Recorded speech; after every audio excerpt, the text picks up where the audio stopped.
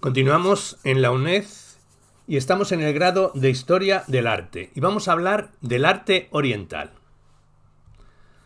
Hagamos un marco geográfico. La zona oriental del Mediterráneo hasta la meseta de Irán. Mesopotamia, origen griego, país entre ríos, está en el río Tigris y el Éufrates. Es una zona de continuas guerras, invasiones de territorios, migraciones.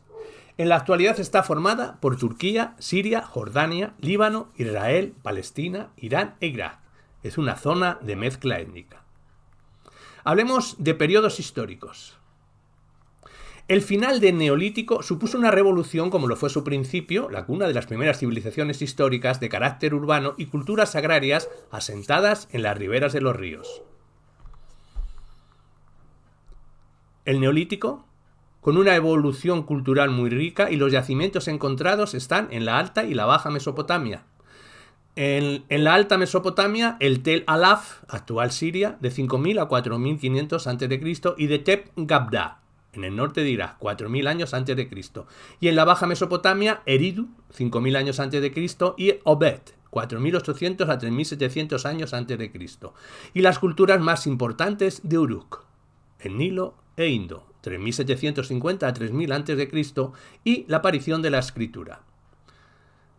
El segundo periodo protohistórico sumerio, del 3.000 al 2.340 a.C., el tercer periodo, el acadio, 2340 a 2180 a.C., el cuarto periodo, el neosumerio, 2125 a 2025 a.C., el quinto periodo Isin-Larsa, 2025 a 1763 a.C., el sexto, el imperio babilónico, 1763-1594 a.C., el séptimo, el periodo de conquistas elamitas, casitas, hititas, 1600-1100 a.C., el imperio asirio, 1350-612 a.C., y el imperio neobabilónico, del 612 al 539 a.C.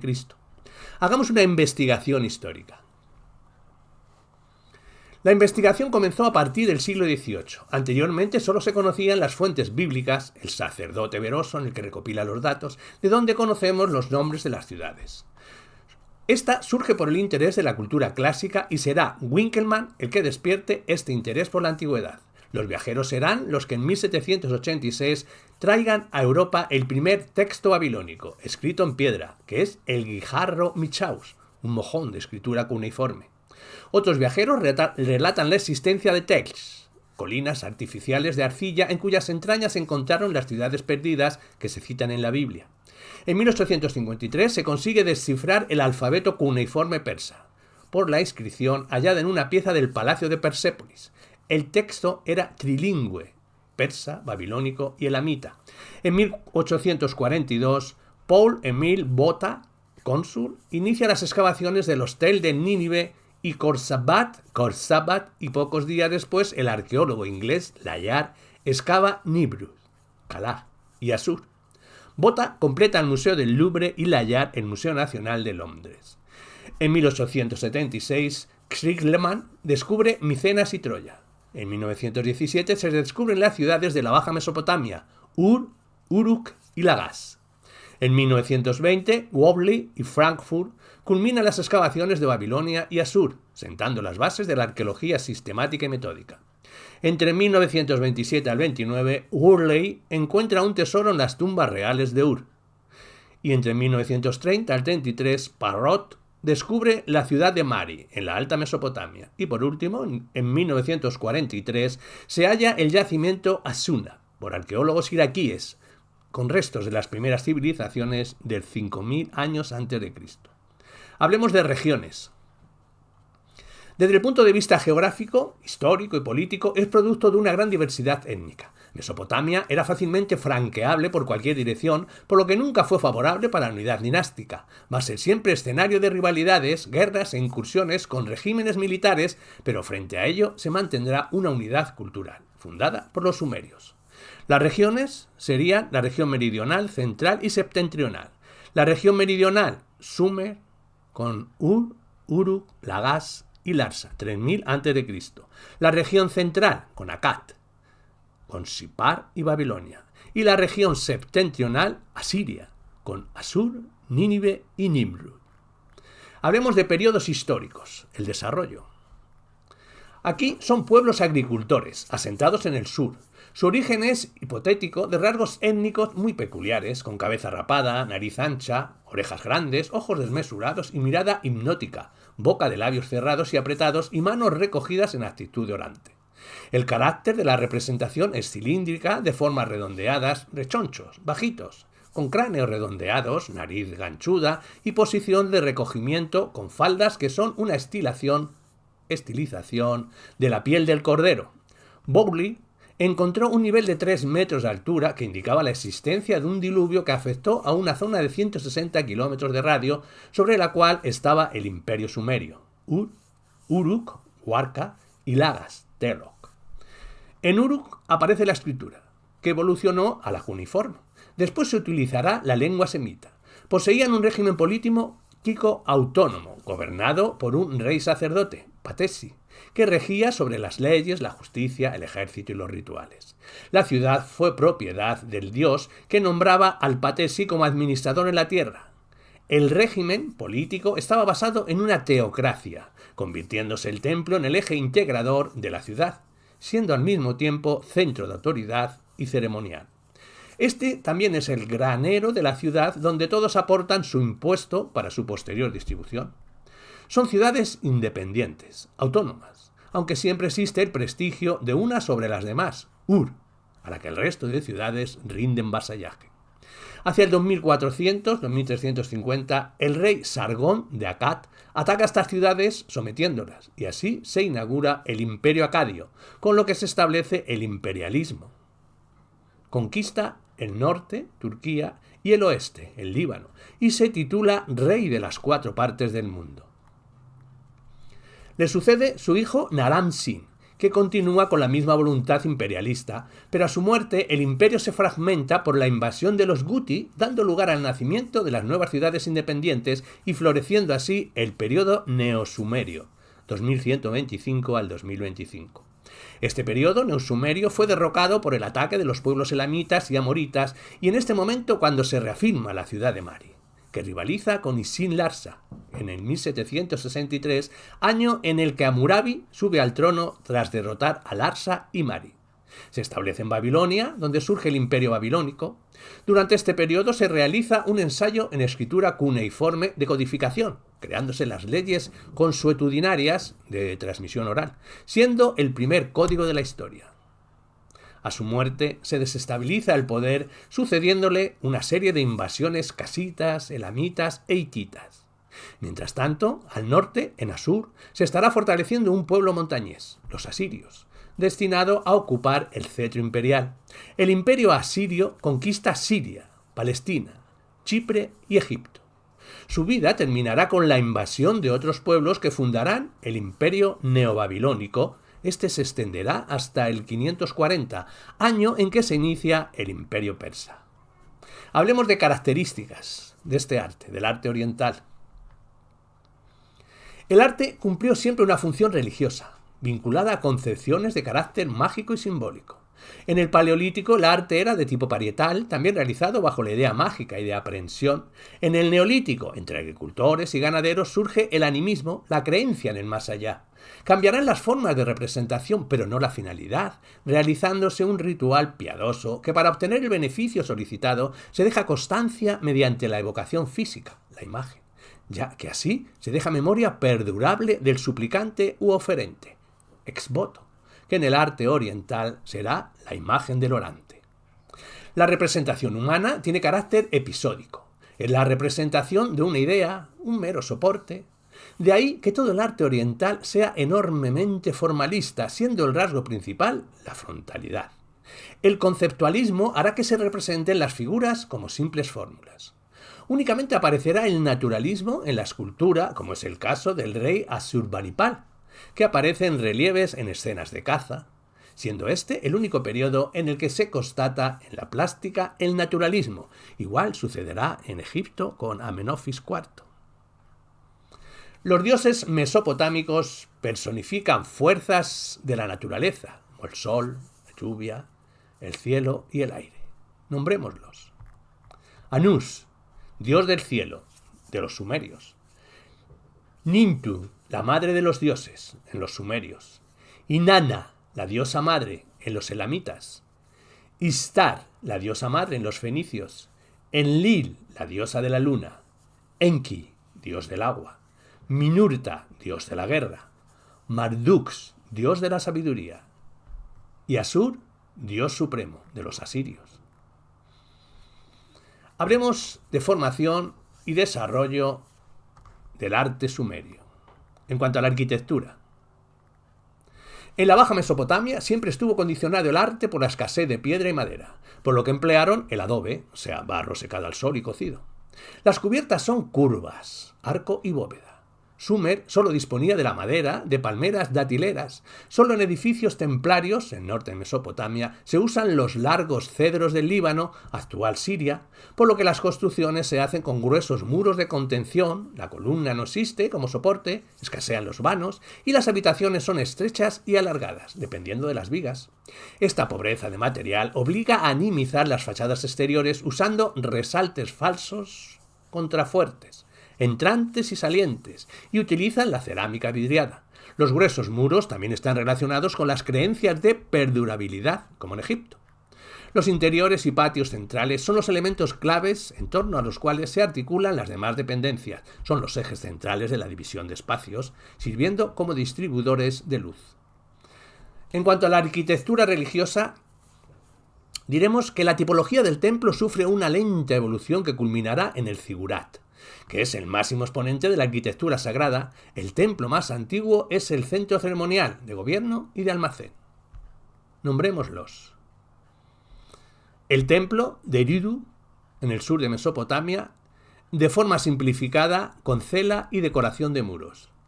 El templo de Tepe Gabra, una decoración de muros con una especie de contrafuerte. El templo oval de Jafache, en Uruk, 3000 a.C., pertenece a la época de las primeras dinastías. Las ciudades comienzan a amurallarse y también los templos, como este, dedicado a Inanna. Aparece encerrado en un doble recinto vallado. Templo blanco de Uruk, dedicado al dios Anus. Es la nave central y dependencias adyacentes. La característica es que este templo comienza a alzarse sobre una montaña artificial. Este templo es el precedente inmediato de la arquitectura religiosa vertical que viene representada por el zigurat. La montaña, que es el concepto, es un lugar religioso sagrado para el pueblo mesopotámico. Y los atributos es el lugar donde se concentran los misterios de la vida. De ella proceden las lluvias que hacen brotar la vegetación, por lo que se la llama diosa madre, y es el escenario donde tiene lugar lo sagrado. Es sobrehumana, el medio de comunicarse con lo divino. El zigurat representa una escalera de unión del cielo con la tierra. Es la entrada. En cuanto a la escultura, los sumerios son los creadores de la plástica mesopotámica. Les sucederán los acadios, continuando los babilónicos, y por último los asirios, que llevarán la plástica a su máximo esplendor. La estatuaria conservará rasgos peculiares y permanentes, con un tipo sumerio que atiende a formas cilíndricas y un tipo acadio, proporciones esbeltas, atléticos y de mayor altura. El tipo sumerio corresponde a las imágenes votivas en las que solo importa el rostro, ya que representa la comunicación directa con la divinidad. El cuerpo no interesa tanto, siendo la altura no superior a 4 cabezas. Nombrémoslos. La cerámica de Susa, encontrada en el Obert, 4000 a.C., pintada a pincel en tonos pardos y negros sobre fondo amarillento, con formas estilizadas, con elementos naturales, palmeras, cuádruples, predominando la forma geométrica. El vaso de Susa, 4000 a.C., de inspiración naturalista, muy estilizada, con caracteres ideográficos y tiene forma de cubilete.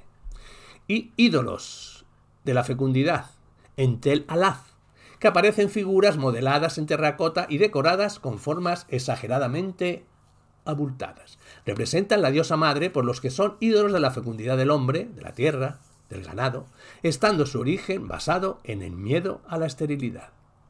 La escultura protodinástica evoluciona al servicio de la arquitectura del templo.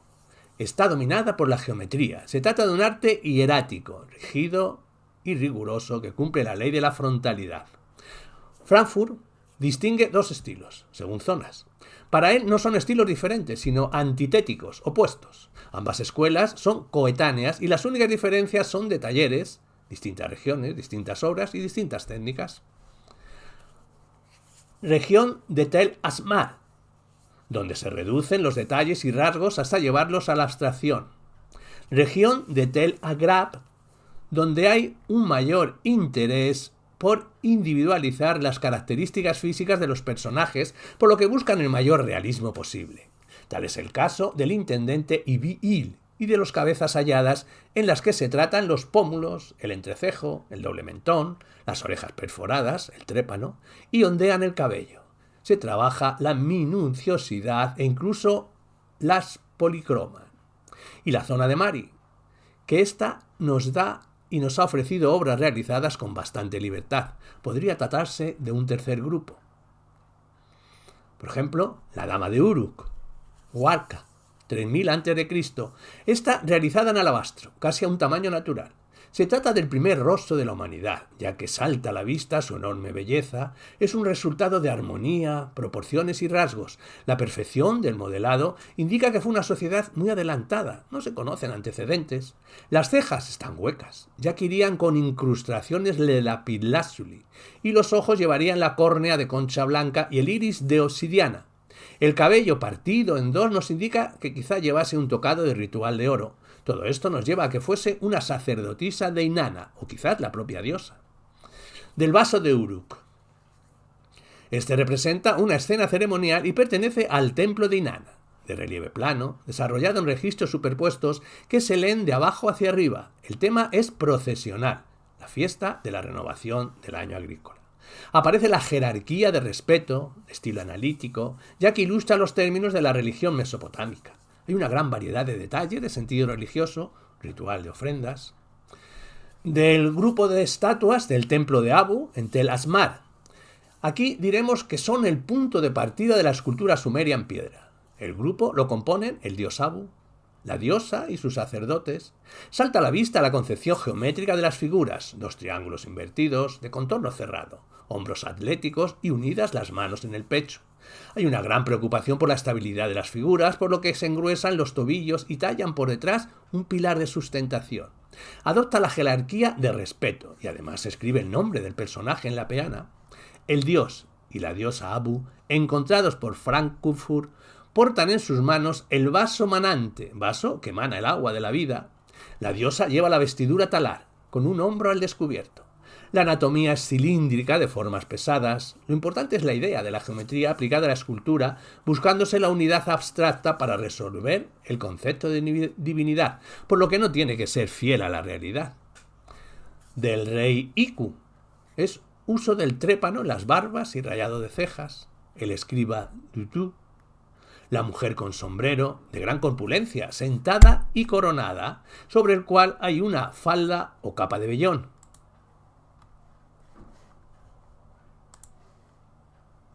Pareja abrazada, mutilada. Aquí se rompe la ley de la frontalidad. El hombre se gira para abrazar a la mujer. Se trata de una obra inusual. Y por último, la gran cantante. Está sentada con las piernas cruzadas como un escriba, de mirada desafiante y con el pelo largo hasta la cintura. Hablemos de glíptica. La talla de la piedra encontró en las relaciones comerciales su manifestación más característica y trascendental. Aquí surgen los cilindros, sellos o sellos signatarios. Su uso consiste en dejar su impronta en barro, para después cocerlo. El relieve es rehundido. Con los cilindros, sellos, surge el ritmo infinito, el ritmo de composición, origen del relieve histórico. Con este ritmo de repetición se da un relieve analítico, finito, que queda distribuido en registros donde se narra una sucesión de hechos. Se dan diversos temas como los de origen religioso, mágico, los de origen heroico, mitológicos, epopeya sumeria, y el tema del árbol de la vida, el simbolismo, con animal a cada lado. Los cilindros sellos se usan desde la época protohistórica, generalizándose a partir del 3000 a.C., cuando se añade el nombre del propietario. El material que se utiliza es la concha, el alabastro, la caliza y piedras semipreciosas como el ágata y el lapislázuli. Frankfurt diferencia las etapas de su evolución en 5 periodos. Primer periodo. El estilo protohistórico. Aquí con motivos zoomorfos, animales fantásticos de cuerpo felino y cuello y cabeza de serpiente entrelazadas. El segundo periodo, estilo sumerio. Ahí hay un uso de flores y estrellas como relleno de huecos, bandas figuradas, desfile de animales apoyados sobre sus patas traseras de pie. Un tema heroico de Gilgamés, el Hércules mesopotámico, luchando con las fieras. El tercer periodo, el estilo sumerio, estilización de los cuerpos, representan a las divinidades con tiaras de cuernos. El cuarto periodo, el estilo acadio, hay un realismo. El tema de Gilgamés es el símbolo de la lucha del hombre. El héroe rompe la columna a un león, armonía en el espacio, estudio y detalle de cabello. Y el estilo babilónico, asirio, que es el primero que tenemos el cilindro de la tentación, y en el segundo estilo queda implícito el espíritu guerrero que representa al dios Asur y al águila, con las alas desplegadas. Hablemos del relieve. La difusión de la cultura se realiza gracias a la escritura cuneiforme. Los antiguos sumerios se escriben en una tablilla de arcilla blanda. En el arte del relieve, la temática es mucho más rica, desarrollándose en estelas. Son placas de caliza perforadas en el centro, probablemente para fijarlas en las paredes de los templos. Estos relieves son muy toscos, con diferentes registros de expresión analítica. Nombraríamos las características principales de él, que son con torso de frente y pies y cabeza de perfil, un canon de 4 cabezas, una narración minuciosa, braquicéfalos con cráneo redondeado, brazos pegados al cuerpo y tipología, con pelados, nariz aguileña. Aquí nombraríamos la estela primera de Dudu, donde aparece el águila leontocéfala y el sacerdote Dudu. La estela segunda de caza, que representa una cacería de 2 planos distintos. Primero apunta al león y segundo lo mata. La estela de Urnina, en la primera mitad del 3000 a.C. Este es un relieve de carácter histórico conmemorativo en el que se representa la inauguración de la ciudad de Ur, con una escena principal, y está dividida en registros. En el primero hay una mujer con sus hijos, en el segundo están los mismos personajes pero con el rey celebrando con la copa en la mano, la finalización de las obras de la ciudad. Detrás del rey está el copero real y portador de sandalias. El cuarto, el estandarte real de Ur. Aquí narra la vida del pueblo sumerio en el 3000 a.C. y fue encontrado sobre el cuerpo de un soldado. Se piensa que era un elemento decorativo de un mueble o la caja de resonancia de un instrumento musical, de forma trapezoidal, que tiene las 2 caras decoradas, en las que se narran 2 acontecimientos complementarios, en uno la guerra y en el otro la paz. Cada una de las caras está dividida en 3 registros, los cuales se leen de abajo hacia arriba. El material utilizado, el marfil sobre lápiz lazuli, dando la sensación de mosaico. En cuanto a la guerra, hay un carro vacío del rey. Ante el rey son presentados los prisioneros, la infantería custodia a los prisioneros desnudos y los carros de combate están armados y pasan sobre los caídos. En cuanto a la paz, hay una fiesta, el rey e invitados escuchan música con una copa en la mano, comida festín, con ganado y peces, y los siervos portan ofrendas para el rey. Otra estela, la estela de los buitres. Este es un relieve conmemorativo sumerio del 3er milenio, esculpido por ambas caras. Representa un hecho real, la victoria del rey en Ataún, nieto de Urnina, sobre la ciudad de Umma. Aquí predomina el esquema de síntesis, que con pocas lanzas sintetizan todo un ejército. Aparecen 2 registros superpuestos, el anverso y el reverso. En cuanto al anverso, en la parte inferior y superior. En la inferior, el rey está subido en un carro de combate y los soldados llevan las lanzas verticales en posición de descanso. En la parte superior, el rey dirige la infantería, que aparece pisando a los vencidos y mantiene las lanzas en posición de ataque. En el reverso, aquí aparece el dios Ningirsu, dios de la gas, que porta una red en su mano cerrada por el águila con cabeza de león, donde encierra a los vencidos. La figura del dios ocupa 2/3 de la estela. Los buitres se comen a los vencidos. Y por último, el friso de la lechería. Este es un relieve sumerio realizado en piedra caliza sobre betún que data del 3er milenio de El Obed y nos narra el ordeño y envasado de la leche, tratándose como una escena hiperrealista, como un cuadro de género costumbrista.